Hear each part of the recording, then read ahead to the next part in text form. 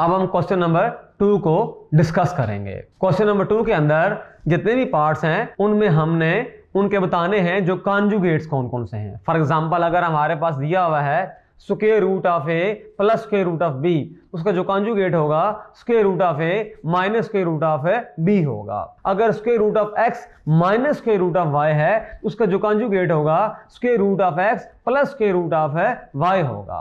Questions के अंदर apply करते हैं। देखिए हमारे पास दूसरा पार्ट जो है इसका, उसके अंदर हमें गिवन है 4 माइनस रूट 3, तो इसका जो कॉन्जुगेट होगा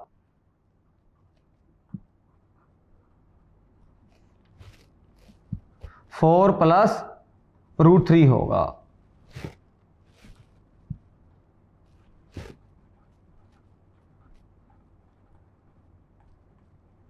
conjugate of 9 plus root 2 is, बहुत सिंपल है, 9 माइनस रूट 2 है।